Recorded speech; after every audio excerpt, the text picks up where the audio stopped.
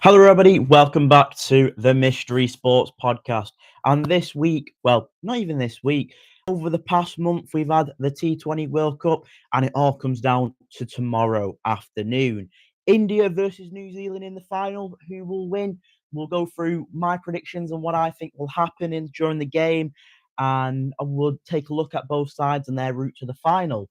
So if we go straight into it, really, we'll go into my predictions for the final. Obviously, being um, Indian and being that having that heritage there, I'm going to be biased and I'm going to go with an India win.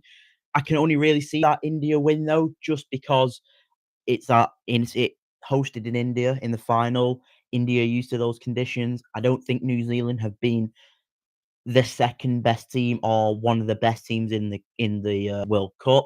I'd probably argue put England in there, and I'd probably put South Africa in there. I think New Zealand have had a very good performances, and that's why they're in that World Cup final. So we'll go through that form for New Zealand now. So, their route to the final in the group stages, three wins, should I say, and one defeat.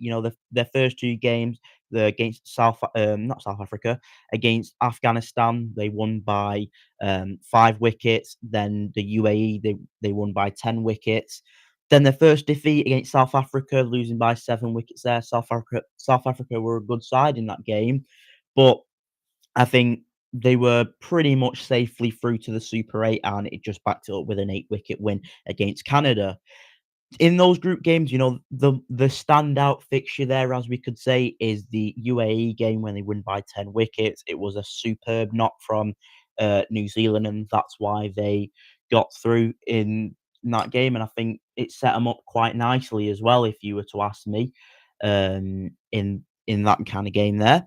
And then we move on to the Super 8 for New Zealand. So the first game against Pakistan was abandoned due to the poor weather and the rain in Sri Lanka, which they can't do nothing about, and they had to make sure that they got at least a win. They had a draw and they had to win, and they did beat Sri Lanka, beating Sri Lanka by 61 runs, got their net run rate up quite a bit. So, it was a good win for them there. And then England, being unbeaten in the Super 8, managed to get through and they were top of the group. So it basically came down to that sh Pakistan losing their game against England and New Zealand beating Sri Lanka, which obviously was the case. And then England did beat New Zealand, so that obviously cemented their place into the semi-final.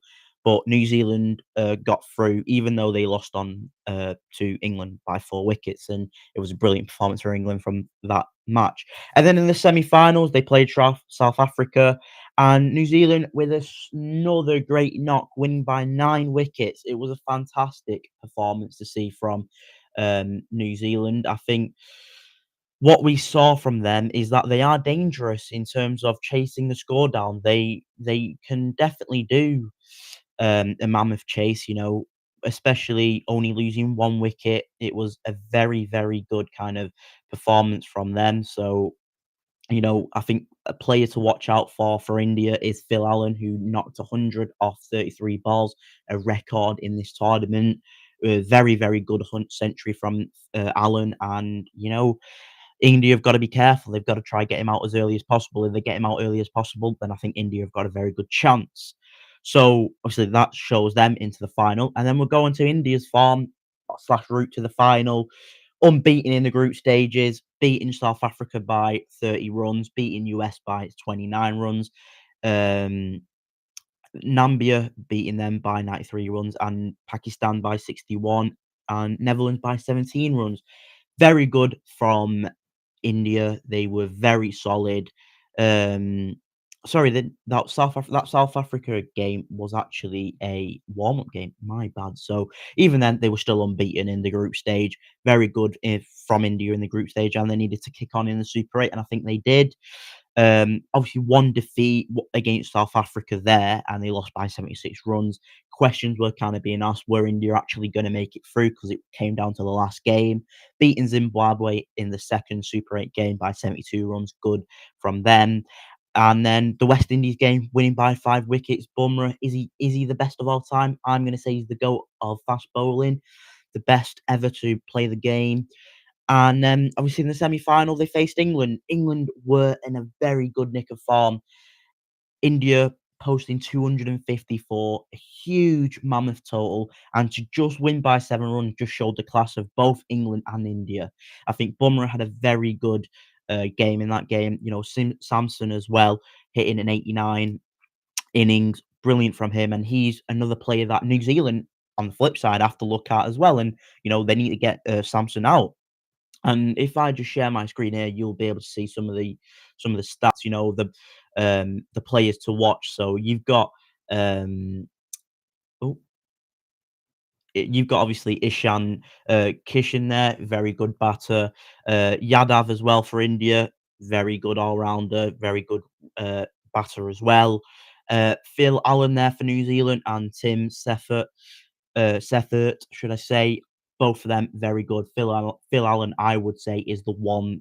He's the real danger player there for New Zealand, and you know some of the bowling players as well. So your Ashdeep Singh, very good, can definitely turn a game, and Rachin Ranvinder for um, New Zealand, he's been very good as well. Oh, don't want to end the stream. He's been very good for them as well. I would also say Bumrah will be a huge player for India in the game. If Bumrah can get a few wickets, get Phil Allen out, get it spicy, then I think anything can happen. And you know, I'm going to go with an India win. I won't tell you. Obviously, I wouldn't know who will bat first or anything. It's obviously down to the toss and how that happens. So I think overall, I think if you look comparing them in terms of who've had the better run to the final, I think you say India being unbeaten, stuff in the group stages, only losing 1 game.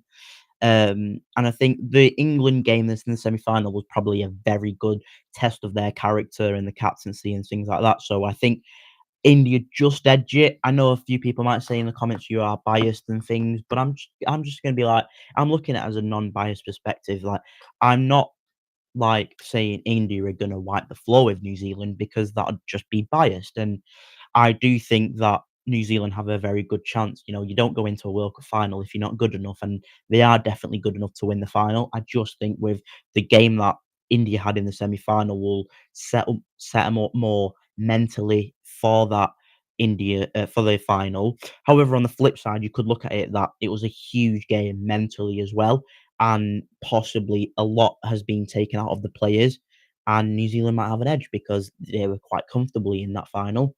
But then you look at the flip side as that is that they were comfortable. Can they get complacent? And will India wipe the floor with them? I don't think they'll wipe the floor with them. I think it'll be a very good game. Um, I'm gonna say an India win, as I said at the start of the stream. And yeah, hopefully, you know, we'll be doing a match reaction to everything that's happened there. Hopefully, India do get the win, and it should be an entertaining final. It always is with in terms of cricket. It doesn't matter if it's ODI or T20. It's always entertaining. But yeah, as I said, I think India are going to win. Hopefully, it's India. And yeah, if you're new here, please subscribe to the channel. Drop a like on the video and share to all your family and friends. Catch you all in a bit.